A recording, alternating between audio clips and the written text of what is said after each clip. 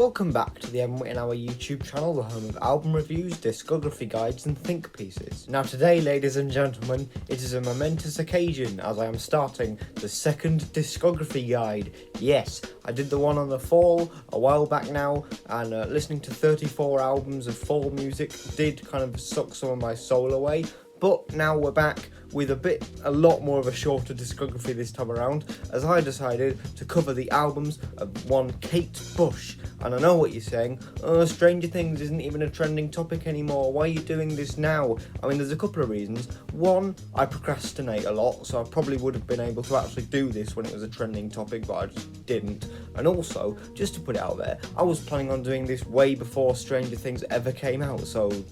there you go, I guess. But to give you the rules that I normally use for these discography guides, I'll only be using albums that are on Wikipedia, and I'll only be reviewing albums of full original studio material. So no live albums, no covers albums, so I won't be including director's cut in this. It's just albums of full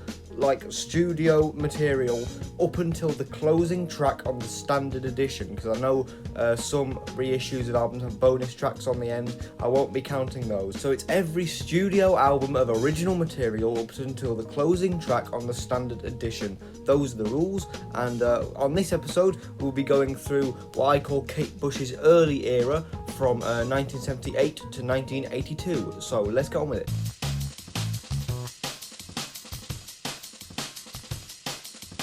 The first album is The Kick Inside from 1978, and I would say that as a debut album it does a very good job at being that, because it introduces you not only to the world and the talent of Kate Bush, but also introduces you very well to the character of Kate Bush, that being one that is very intelligent, very esoteric, but also one that's very emotionally vulnerable at points as well. And I think this album does a very good job encapsulating all those sides of her kind of persona, if you like. And the main kind of stylistic kind of zone of this album is very much kind of in the soft rock piano ballad vein that a lot of her early stuff was in, which in a lot of cases goes over brilliantly. I mean, you've got tracks like Wuthering Heights and Man with the Child in His Eyes that are just like pop classics, those brilliantly angelic piano lines and Kate's super acrobatic vocals with some very nice subtle drum and bass, maybe some guitar backing as well. So kind of like a soft rock thing going on, but done to the absolute best degree, because Kate's vocals often in her earlier stuff are so acrobatic that you don't really know what to do with it. And I do have to admit that Wuthering Heights, as much as I love it, there are some times when you kind of go, the vocals are really out there, but I think for me, I personally really enjoy that. And obviously Man with the Child in His Eyes, the fact that she wrote all of these songs when she was 15, 16 is just incredible. Tracks like that, it's just brilliant piano playing, fantastic, really intriguing lyrics, very eloquent as well, nice, very subtle touches of extra instrumentation, whether it's guitar or drums or strings or whatever it is, just painting a little bit extra over the top of the musical tapestry, if you like, which I think is done very effectively on tracks like that. Other instances are tracks like Moving, which I think has a very nice kind of ethereal, flowing quality to it, acting as a very effective ode to her dance teacher, I believe a guy called Lindsay Kemp, if I'm not mistaken, and it is done absolutely fantastically. There's also tracks like the saxophone song that do a similar thing, and obviously Kate's ode to saxophones, as ridiculous as that might sound, I think is actually done in quite a touching way, if that's even possible. Although I would say that while I do like a lot of the instrumentation on this track, the saxophones can be a bit sudden at times, if you like, maybe don't blend in with the other instruments as much as I would like, but still not bad. And there are also other great tracks here as well, like Them Heavy People, which, as much as I want to think about this song without immediately thinking of the Alan Partridge sketch, which probably could be said for every other song in that sketch, to be fair, as much as I love it. Rolling the ball, rolling the ball, rolling the ball. I still think it's a fantastic song, great vocal performance, great instrumentation, fantastic across the board. And I think the track like Oh to Be in Love and L'Amour Looks Something Like You and maybe Room to Live or Room for Life do a very good job at kind of taking a form that would be very one-dimensional, because it's doing that kind of same piano ballad soft rock thing for much of this album, and kind of doing those songs in a way that makes them not feel one-dimensional, like with L'Amour or Oh To Be In Love that have that more, again, like lyrically vulnerable edge to them, because Kate was only like 19 when this album was released or something ridiculous, so it makes sense that some of these songs have a kind of also a wide-eyed naivete to them which characterises them a lot of the time as well. But yeah, I think tracks like that do a very good job of taking something that would become one-dimensional and kind of elevating them in a way that makes them seem their own like distinct thing, whether it's like the psychedelic guitars or the way the drums sound or maybe some of the string arrangements or whatever it might be. And there are also a few definite outliers that stand out in the track list too. Room for the Life I'm going to go back to again, which again, like I say, it would be kind of a quintessential sort of soft rock thing if it weren't for like the very psychedelic guitars, and the touches of percussion that come in and out of the track at various points as well do characterise it in a very different way. But there's also tracks like Kite, for instance, which sort of goes for a weird kooky reggae thing, which, as much as it might seem like a bit of an odd stylistic shift, especially only 4 tracks in, I actually ended up really enjoying it, because it is like very colourful and very animated to the point where you're like, what are they doing here exactly? But then after a few listens I was kind of like, oh yeah, this is endearing, I can get behind this, you know. And there's also other tracks like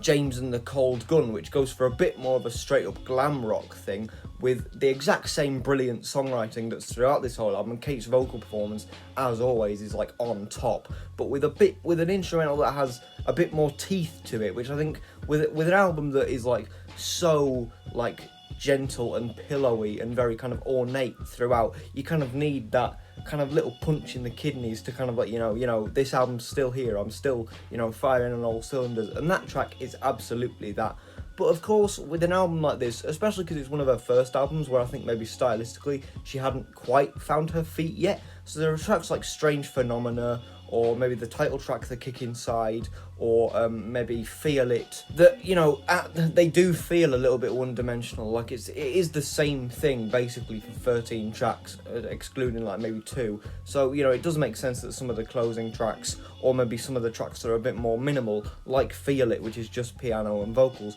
that they maybe stand out a bit less. Like, they're not awful, but in terms of like the absolute brilliant levels of songwriting that are on showcase throughout the whole of this album, they do definitely feel like a lull in the context of the track list, but again, really not bad. And there's also like some experiments that don't go quite to plan, especially on the closing track, which, while musically is kind of nondescript, I mean, maybe it's a bit more tender than your average track here, the lyrics kind of come out of nowhere, because for the most part on this album, Kate does a good job at kind of having very eloquent, often literature-inspired or very emotionally vulnerable lyrics that work very well. But The Kick Inside is like a track about the shame and the guilt felt partaking in an incestuous relationship, which just kind of comes out of nowhere, and especially for a track that's so tonally tender, you kind of don't expect it. I mean, I guess tonally it's a good choice for a closing track, but like lyrically it's kind of a bit left field, and you're kind of like, ugh, like writing a song about incest, like why, you know?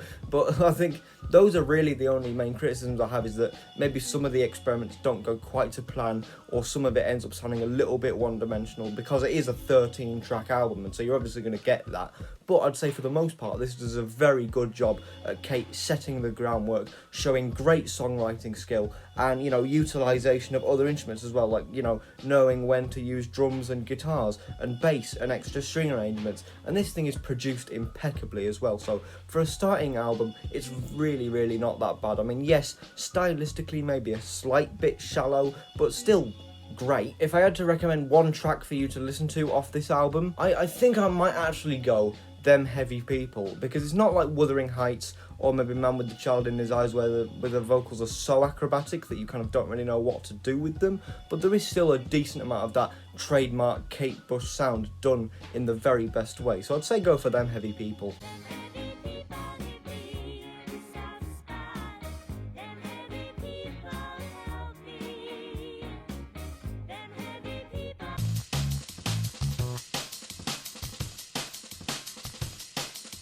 Kate's second album is Lionheart, also released in 1978, and with it being released in such close succession to The Kick Inside, because the label, of course, were like, oh, you know, Kick Inside was very successful, we need a follow-up now, please. And so a lot of the songs off of this album, instead of being like tailor written for this album came from Kate's existing back catalogue of songs that she had, which has led to a lot of people kind of characterising this album as being like the Kickin' Side 2, which I sort of agree with to an extent, but I also don't think is entirely fair, because yes, it maybe doesn't have the immediate kind of songwriting wow factor that the debut did, but I do also think that there are areas in this album in which Kate does develop a sound a little bit. You kind of start to see some of the more eccentric, kind of eclectic sides of her sound begin to take shape here, which I love. I mean, of course, you've got the classic kind of Kate Bush soft rock ballad formula where she takes that brilliant piano songwriting and elevates it with like psychedelic guitars, drums, bass, maybe touches of organs or keyboards as well, but also stuff like mandolins, harpsichords. You have tracks like Symphony in Blue, the opener, which do that fantastically, along with a set of kind of oddly forlorn lyrics, but also that are done very well regardless. On tracks like The Search for Peter Pan, you kind of have that similar thing, but with that palpable, maybe literature influence coming through a lot more, which I think does her a lot of favours here. Also, obviously, there's a track Wow, which is the album's real only big single, and kind of takes lyrically a bit of a page out of the Have a Cigar playbook about the brutality of the entertainment industry, which again I think is done in a very tactful, very eloquent way, as are a lot of Kate's lyrics. And I also think that with some of those tracks I've just mentioned, on the first album she was very much kind of laying the groundwork, and I feel like with some of these songs off of this album, she's kind of giving them a bit more of a dreamlike tone, a bit more of an ethereal vibe to a lot of the tracks here, which you sort of had glimpses of on the previous album, but not quite as in full force as you have on tracks like The Search for Peter Pan, for instance. And there's also tracks like Oh England, My Lionheart, which deal with the kind of tragedies of war, which show Kate kind of delving into real world issues in a very, very effective way, I think, and one that you'd think that with her being so young it might be a bit of a strong ask to kind of do a song about how war is like tragic, but I think she pulls it off very well. And there's also tracks like Kashka for Baghdad, where I think she's kind of mastered making the more projected sections and the more subtle sections of her songwriting as effective as each other, because there were times on the last album where the tracks that were more subtle kind of paled in comparison to the ones that were a bit more in your face, but I feel like with this album she's kind of maybe smoothed out some of those creases a little bit. But of course, like with the last album, there's also a few stylistic diversions, like Don't Put Your Foot on the Heartbreak, which kind of has a bit of a James and the Cold Gun vibe with some of the more boisterous rock sections. And I think when Kate does get a bit more boisterous on these early albums, those are the moments that I really like, because it shows her being in a more characterful format. And that's another thing about this album, is that she has a bit more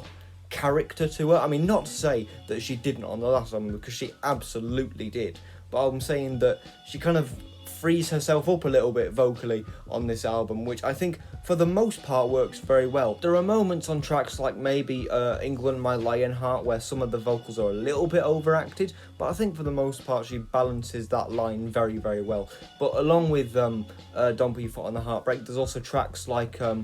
Coffee Home Ground, which kind of goes for a bit of a campy music hall thing with the kind of honky-tonk pianos and the brass sections, which I think goes over brilliantly, because it has that very kind of musical theatre vibe that you kind of hear a few times in Kate Bush's stuff, but it is often like a thing that she doesn't really revisit all that often, and I kind of wish she did. And also with a very kind of enjoyably kind of seemingly silly lyrical sentiment about a paranoid taxi driver thinking people are going to poison him, and it kind of frames it in a sort of semi-humorous way while also putting across that kind of sense of fear, which I think is, again, done very, very well. And there's also the closing track, Hammer Horror, which, while I do love the piano ballad sections of this track, I also really, really love it when they fully lean into the sort of like slightly overacted kind of scary, spooky horror sections, where Kate is kind of projecting her vocals over this kind of rock-centric instrumental that kind of gives the track a very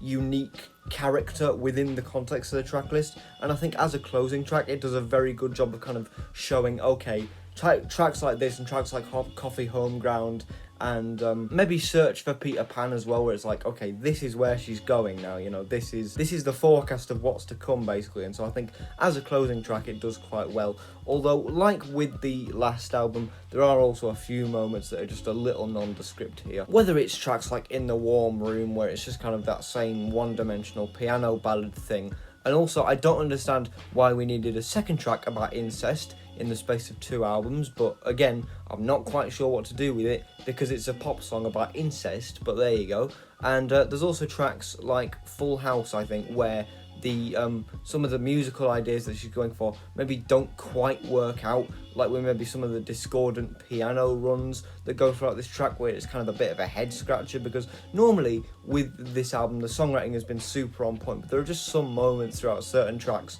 that just kind of leave me scratching my head a little bit. But all that being said, I feel like while the songwriting isn't as immediate on the as on the previous album, where, you know, Kate really comes out full force and kind of wows you, I feel like this one is a bit more of a sleeper in Kate's catalogue. I can kind of see why, because it pulls on a lot of the same stylistic tropes as the debut album, but also I feel like kind of expands them a little bit musically, becoming a bit more eclectic. Kate lyrically becoming a bit more sophisticated as well, knowing vocally like where to do what things, how to make them the most effective that they can be. So, you know, there's development in a lot of ways, but I think the fact that this album is definitely maybe a lot less immediate than the debut, and there's also just a few moments that maybe don't go over too well, so I can see why this maybe isn't as well respected as the debut. If I had to give one track to listen to, I would probably say Coffee Homeground, because I feel like, although I do really like Hammer Horror, I would say that Coffee Homeground is kind of more consistently stylistically eclectic, but also very vocally entertaining, very lyrically stellar as well. I think, like, out of all the tracks on this album, it shows Kate's stylistic development the most, in my opinion, so I'd go with that, and it's a great song as well. So Give me a chocolate. No thanks for my diet, though you're gay. Tell me just how come you smell of bitter.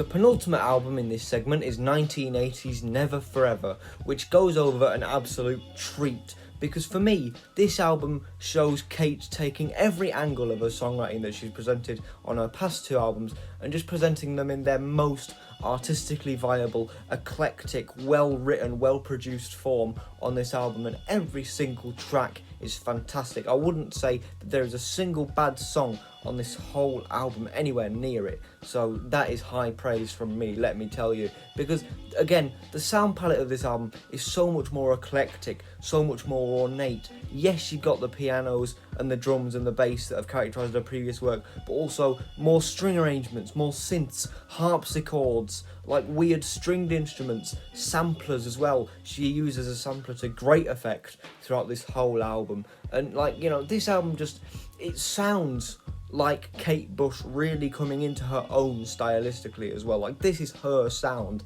Like, I think you could definitely hear a lot of artists in the 1970s doing the kind of soft rock thing, but this is absolutely something that is all her own. Because honestly, you've got the huge track like Babushka, which is like half jazz ballad, half glam rocker, which goes over fantastically. The pianos sound incredibly shimmering and beautiful. The drums are used very sparingly but very effectively. The bendy bass sounds great. Kate's vocal performance, fantastic. The lyrics, which again kind of speak to a literature influence, being based off an old folk tale, are like conveyed fantastically. Everything about this track works brilliantly. You move on to other big tracks like Army Dreamers, which are kind of very effective in their use of cognitive dissonance, as it's a track discussing the tragedies of war and the loss of life from the perspective of a mother, but also done in kind of a waltz style, which, you know, comparing something that is musically so subtle with a lyric topic that is very, very kind of heavy, I think is done very effectively here. There's also other tracks like Blow Away or The Infant Kiss, which kind of see her returning a little bit back to the kind of Lionheart, Kick Inside days, but with that extra something thrown in, because Blow Away, I think, has a bit more of a lounge influence to it with some of the keyboards and the bass. The drums are impeccable here. The lyrics are also very touching. I believe a tribute to one of her lighting engineers who died on tour, which I think is done incredibly effective. Her vocals are just angelic at points on this track. Everything about it is flawless. The Infant Kiss, I think, as well, makes brilliant use of string arrangements throughout, and as weird as the lyrics are, and I have had critiques of with like some of the lyrics on her earlier albums being so weird that you don't quite know what to do with them, but I think having it under the guise of the literature influence, because again I believe it's based on an old 19th century novel, I feel like that kind of adds more to the character of this album than it does make me scratch my head in any way. But obviously you just have the straight stylistic departures on here, which are just as fantastic. Delius, brilliant. This is absolutely genius. Just the fact that all it is just like the most subtle drum machine, some pianos, some effects, and like maybe a harp or a sitar, whatever it is, brilliant. I feel like Kate's vocals are, you know, brilliantly expressive and virtuosic and angelic, but also Paddy's backing vocals work as a brilliant counterpoint to Kate's, and I feel like this is almost the hidden gem on this album because it comes right after Babushka and is musically a lot more kind of reserved in its approach, but goes over fantastically in my opinion. I think tracks like All We Ever Looked For have probably the most eclectic track musically on this whole album, in that some of the kind of electronic chimes and whistling effects and synthesizers throughout this song kind of remind me of like old mid-90s video game soundtracks, which really shows that it's ahead of its time. And I feel like the more kind of ornate sections with the keyboards and the harpsichord sounds work incredibly. Kate's vocals, fantastic, and I feel like the lyrics talking about the kind of shift in the focus in parenthood of like, you know, we look for certain things when we're, you know, with our parents, but we never find them, so then it's our job to kind of give them to our kids, is kind of what I pulled out lyrically from this song. Again, fantastic. You've got tracks like Egypt, which is maybe the most boldly experimental track on this whole album, with loads of weird cascading keyboards and strange sound effects and touches of percussion that just have a very otherworldly vibe to them, and if I'm honest, is a track that I can't entirely make head or tails of even now, having listened to the album multiple times, but if anything, that's why I love it. And I like that kind of the subtlety and tension of the first half combined with the just straight oddity of the second half. I think it's meant to parallel the sentiment of the lyrics of kind of the kind of romanticization of areas that maybe aren't quite as romantic as they seem to be, which I think is very cleverly conveyed through the music and lyrics, of course, as well. And I think Kate's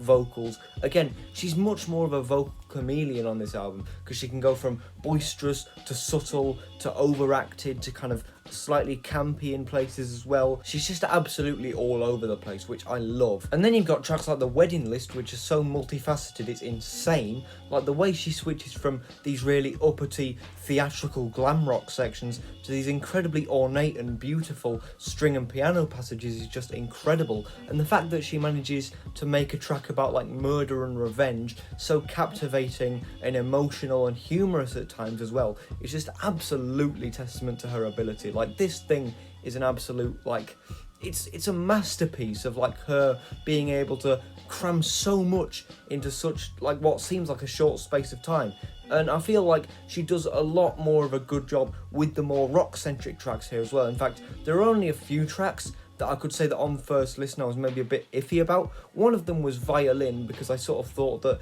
the combination of violins with a definitely more hard rock style of instrumental kind of sounded a bit odd, especially with Kate's like insane vocalizations throughout the track. But after a few listens I kind of got, you know, the weirdness of this track and the quirkiness of it is just really, really infectious. And yes, it might not have been immediately my favourite thing in the world, but after a good few listens I really, really enjoyed myself with this one. And even the least like impactful song on this whole album, which is Night Scented Stock, which is kind of like barely a minute long, just like a short a cappella piece, while it might not be the most essential track on this whole album, I do feel like it fits in very, very well to the album's very ornate, very kind of otherworldly vibe that it puts across, which is fantastic. And then you have Breathing, which for many people is the centerpiece of this album, because for me it kind of shows Kate Bush taking the songwriting ability, the ambition, the eclecticness on this album to an all-time high, because this track is just fantastic. The way it transitions from an incredibly ornate soft rock piano ballad style track, complemented by brilliant touches of synths, strings, drums, bass, guitars, fantastic, and a brilliant chorus in the first half of the track as well. But then how it transitions to that, using a kind of sinister musical detour, using just very sparse sound effects and voice clips, but then ends the track off with such a brilliant crescendo. One of the album's definitely most cinematic moments. The use of secondary vocals is incredible. The power chords coming through on the guitar again create a very cinematic, huge effect, and Kate's vocals on this last minute of the song or so are incredibly throat shredding, to the point where I literally just had to sit back in my chair and be in awe of what was happening. And the lyrics are so out there and so absolutely mind-boggling that I wasn't quite sure what to make of them on first listen, but I do have to think that they are quite genius. Like, who else apart from Kate Bush would make a song about a fetus ingesting nicotine, being terrified of a nuclear fallout? Only Kate Bush could do that and make it sound as brilliantly cinematic and well orchestrated and multifaceted as it does. Because the first half of this track definitely fits in with the rest of the album's very ornate, very ethereal vibe, but the last minute or so of this track, it's just so absolutely flooring that it proves this album's brilliance absolutely to a T, and is the fantastic way to end off. So, you know, for me, this is Kate Bush just at her best, far and away so far. Like, musically eclectic, lyrically stellar, just produced impeccably as well. So fantastic. This is like everything that Kate Bush has been building towards for the past two albums, presented to its most potent and brilliant degree. So I have to absolutely commend it. Again, like I say, not a single bad song on this album, and I will take that to the grave. And I feel like before, Kate Bush has made good albums, but I feel like for me, this is Kate Bush's first truly great album. So if I had to give you one track to listen to, I mean, I think it's the obvious choice, but I'm going to have to go for Babushka, because I feel like if I was going to give you one of the album's more experimental moments, it maybe would put you off a little bit if you're not into that kind of stuff, but I feel like Babushka is just undeniably fantastic, so yeah, go with that.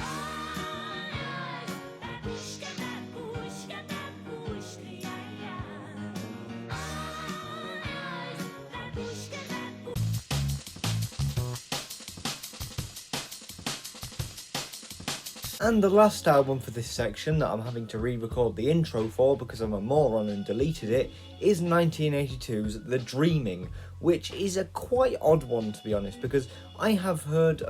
fellow music reviewer Mike the Snare, who also did a brilliant Kate Bush discography guide that I'll link below. He said that this album is basically the epitome of Kate's experimentation, but also said that this is an album that refuses to meet you halfway. Both things that I agree with, because I do think that this is probably Kate Bush's most outwardly experimental album, and I also do agree that it absolutely does not meet you halfway. This is Kate doing exactly what she wants to do, and you're going to be along for the ride whether you like it or not. And that does result in some good songs, don't get me wrong. For starters, the opener Sat in Your Lap, with these very sort of odd tribal drum rhythms and synth horns, with Kate's very authoritative vocals leading to lyrics that are quite sort of insightful about how some people think that knowledge is just something that's going to come to them naturally, when sometimes there's hard work that actually needs to be put into it, which I think is a sentiment put across very well. And I won't lie, the synthesized sound of this song did put me off at first, but after a few listens it definitely grew on me.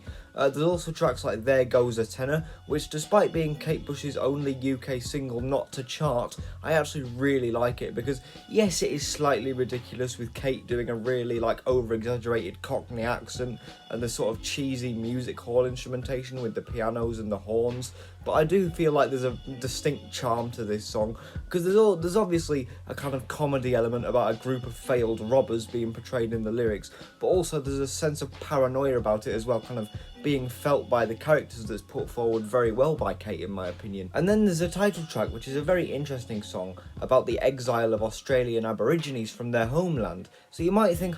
those lyrics are quite interesting. How does Kate complement that? Well, if your answer was didgeridoos, tribal percussion and jungle noises, you'd be correct. Also fit with Kate doing a really over-exaggerated Australian accent. And I can see that some people's first reaction to a song like this, where it's like didgeridoos and jungle noises and Kate's like really over-exaggerated accent, you know, they look at all this and their first reaction is just to go, what the fuck is she doing? And I can see that reaction, you know, valid. But again, it's kind of like the last track where it's so ridiculous that I can almost kind of feel like it's got some kind of charm to it. And it's not like Kate's like just like doing funny Australian roleplay, like, because she's clearly like speaking lyrically from a side of compassion for the people being discussed. And so I feel like this is more of a touching tribute than it might seem at first glance. There's also tracks like Suspended in Gaffer, which I feel like have a very interesting and kind of odd cross-section of influences,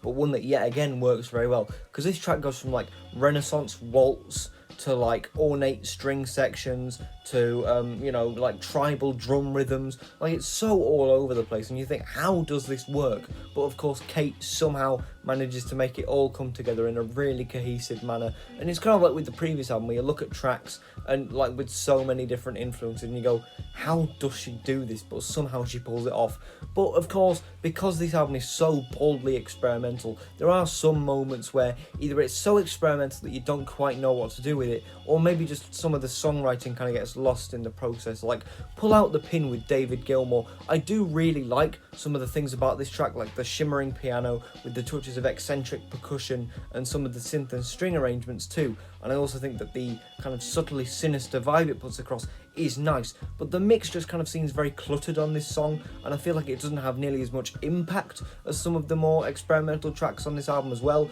There's tracks like Leave It Open, which are just incredibly instrumentally bare, just like a very plodding drum beat, and maybe some synths and synthesizers as well. You know, the constant flanger effects on Kate's voice and the really dramatic echoey drums just kind of come out of nowhere and leave this song feeling like a bit of a mess. And the track Get Out My House, while it definitely does show Kate firing on all cylinders and the instruments behind her just going absolutely hell for leather at points, like the fact that she decided to make her vocals basically really, really loud and also have every instrumental in the mix panning all over the place just again leaves it to sounding like a bit of a mess, and kind of sounds like the experimentation that Kate went for on this album kind of getting in her way a little bit. And while I do like the use of male vocals in this track, I do think the donkey noises are maybe a little bit overboard for my tastes. And if anything, I almost like this album more when it strips it back a little bit more, kind of going back to the Never Forever approach of taking the kind of soft rock ballad thing and upping the stakes, upping the eclecticism a little bit,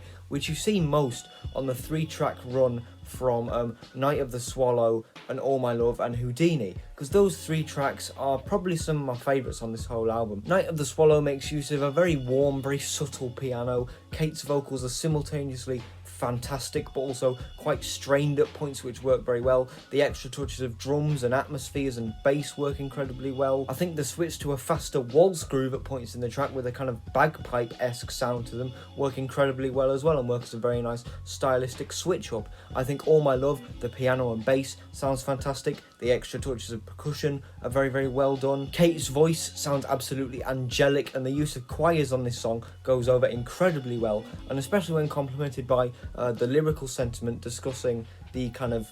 the darkness and the difficulty of grief is also incredibly well done. And I feel like Houdini is maybe the most ornate track on this whole album, just because the way the strings are used throughout this track is fantastic. Kate equally goes from being fantastically subtle to also very strained and very desperate sounding, which sounds great. The chorus on this track as well, with the drums and the chimes, just sounds incredibly charming. And Kate's references to Houdini's death story about apparently when Houdini died, his wife was visited by Houdini's ghost, and the kind of story of eternal love that's put across in the lyrics to this track is done incredibly well.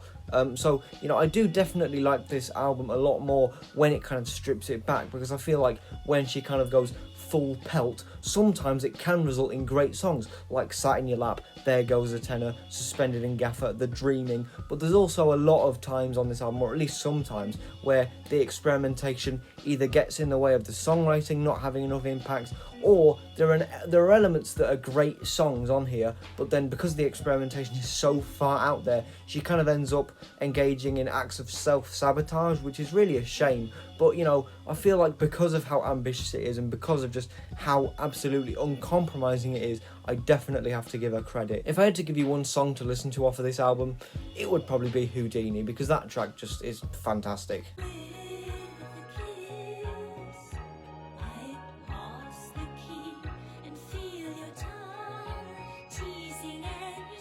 So there you have it, all 4 albums of Kate Bush's early era reviewed and consolidated for you. And I think if this part shows anything, it shows that from the beginning, Kate Bush was just destined to be great. Like the fantastic songwriting, the brilliant intelligent lyricism, the fantastic vocals, the literature influence, the willingness to experiment, and just the absolute just complete renegade attitude to pop rock songwriting is just on display right from the get-go. And so I really have to give respect to Kate, just because, forget, she did all these albums when she was like in her late teens, early 20s, and so like I'm in my late teens now, and I'm just sitting around making YouTube videos in my bedroom. So, you know, the fact that she was able to make what I think are some of the best pop albums of the 20th century, possibly, or at least one of them, is just incredible, really. And so I think it shows that she was just always, she couldn't not be great, essentially. And so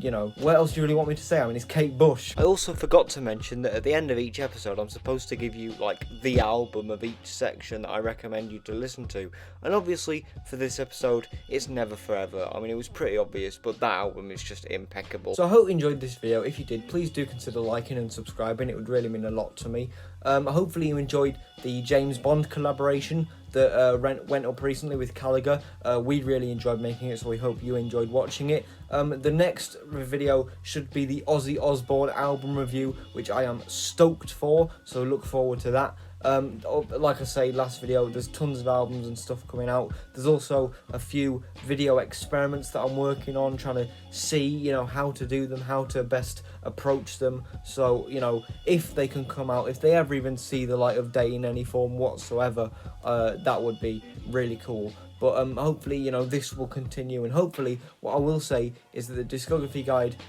you know, touch wood, should be done by maybe late October, if I had to take a guess. So until next time, I'll see you all later.